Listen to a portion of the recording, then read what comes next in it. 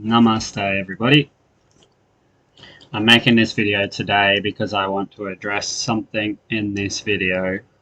I've become aware that many Hindus think Advaita Vedanta is an elitist sampradaya who look down on other sampradaya or we negate their gods. I have an urge to make this video because this is a grave misunderstanding on the depth of Advaita Vedanta. It simply needs correction. And while I'm aware that my little video won't make it across the world, I'm hoping that it will make it to the right people by Bhagavan's grace. So I'll start with one statement that I've heard, that Advaita doesn't have Bhakti, and that Dvaita or duality is required to have devotion to the Lord. And people claim that for an Advaitin to have devotion to a deity, they must be a Bheda or Dvaita in truth, and they are secretly in denial of that Advaita Vedanta Sampradaya. Now, while it's true that everything is Maya, that doesn't destroy Bhakti, nor does it destroy Dvaita Bhakti. Maya has been misunderstood here, and I want to elaborate on why. In the Gita, Krishna ji himself teaches that there's 3 forms of God. This is in chapter 12, Bhakti Yoga. Go have a look. Please have a look. Eka Rupa, Ishvara, one form God, or Krishna, Shiva, Ganapati, Kali. Aneka Rupa Ishvara is also taught. This is the multi-formed God. It's called in the Gita Vishwarupaha, Ishvara. This is where God manifests himself as the universe. He gets the ingredients for the cosmos from within himself, and he weaves the fabric of the cosmos. The 3rd form taught in chapter 12 still, Bhakti Yoga, is Arupa Ishvara, the formless Brahman. So if a practitioner of Hinduism is a Krishna Bhaktaha, but they end up struggling to believe that Krishna is in another loka, or whoever their Ishta is in some other loka, then they have to move to Vishwarupa Darshana of the Lord, of the same Lord. They have to shift their understanding, because someone in this predicament will lose their bhakti. How can you have faith in something that you're unsure of? If I said to you, touch this wire, and you said, okay, and just as you're about to touch the wire, I said, there's electricity. You said, okay. And I said, actually, there's no electricity. 99% chance there's no electricity. 1% chance you'll die. Touch the wire. Are you going to touch the wire? No. 1% chance you're dead. There's no faith. You don't have faith in me. Why would you touch it if there's a 1% chance you're going to die? Why would you believe in a God if there's a 1% chance that God's not real? You don't have real faith. You have something else. They must come to understand the Lord as the entire cosmos. If somebody struggles to wonder how Krishna is infinite when he's confined to a body which is confined to another loka, then this is a natural progression to see the cosmos as infinite. Who says? Not me. Krishna says in the Bhagavad Gita.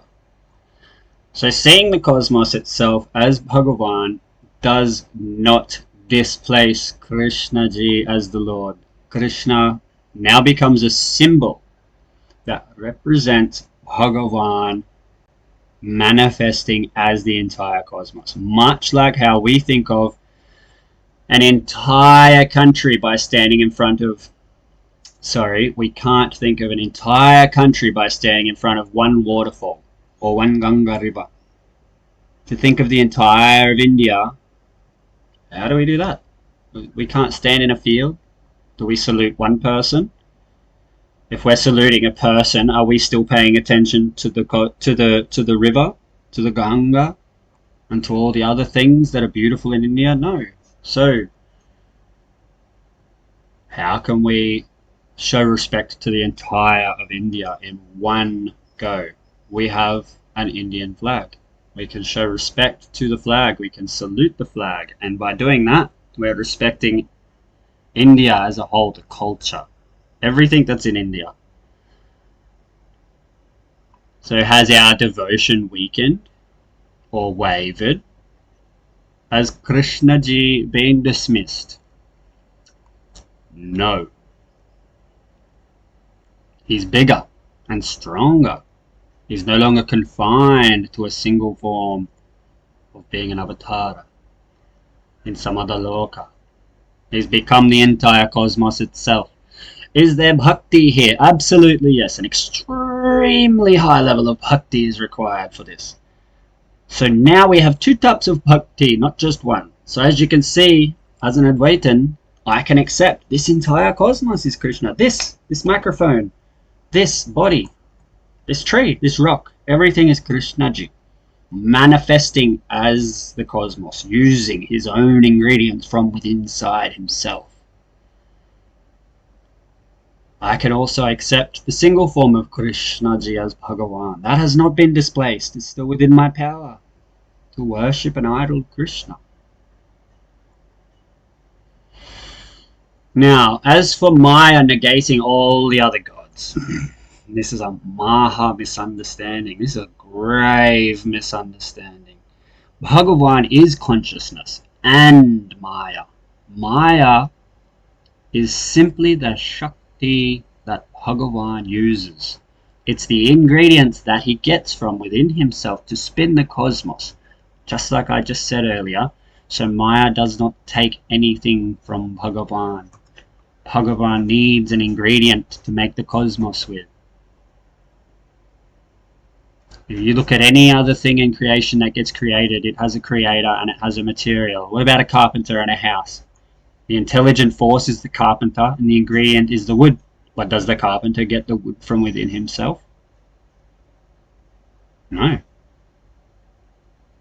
Has anything been made in creation without a material? No. You can't do that. You need something to make things out of. So before the cosmos manifested, when it was just pure Chaitanyam consciousness, when the whole cosmos was in Pralaya, Bhagavan gets the ingredients from within himself using his own Maya Shakti to weave the cosmos. And in Advaita Vedanta, we don't say that the deities are manifestations of that Maya, and therefore illusions. We say that the deities are aspects of the one Brahman, the one Saguna Brahman, the one Bhagavan Krishna Ji, the one Bhagavan Vishnu, the one Bhagavan Shiva, which also acts like a symbol, like the flag example, except they highlight specific aspects of Bhagavan, natural aspects. For example, Ganapati is the obstacle remover part of Bhagavan. Kali is the time aspect of Bhagavan. Indra controls the weather. Agni is fire. The Devas are aspects of the one divine Bhagavan who truly controls everything. So now we've done a full loop back to Krishnaji. Krishna himself says, I am the Kala Tattvam. In the Gita, he claims to be the one within whom the world will resolve back into creation, sustenance, and destruction. Krishnaji says himself. Chapter 11. So again, we're not taking anything. We're just making sense of it. If Krishna is the Kala Tattvam, then what is Kali? Kali is the Kala Tattvam of Krishnaji only. We do not negate any gods. We just view them from a different angle. We don't see them as distinct entities with a hierarchy with Brahma at the top. We see Brahma, Yama, Kali, Ganapati, and all of these forces of nature, all of these expressions of Bhagavan. All of this is one Bhagavan. We call it Saguna Brahman. Mithya does not mean to negate or to call it fake. It means that Maya depends on the consciousness of the Lord. It means the Lord's pure consciousness, aka the soul, is more real. It is a more real substance. And the cosmos, Maya, depends on this consciousness in order to manifest itself. Because like the carpenter and the house, there's no house without the wood, and there's no house without the intelligent creator, the builder.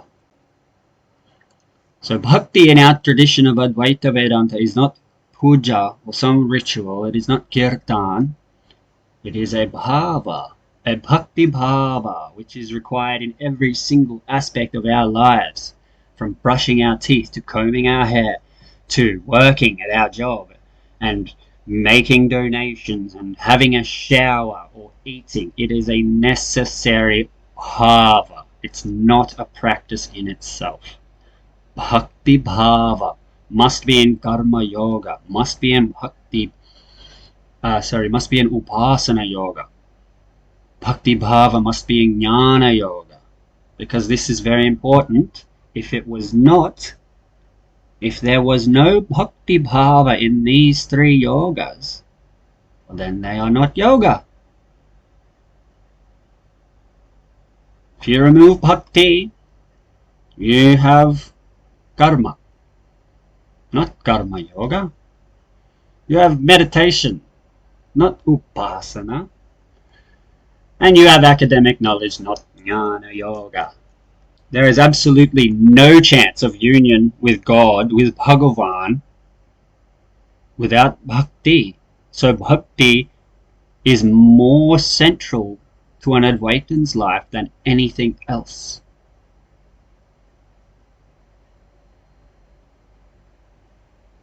We are devotees.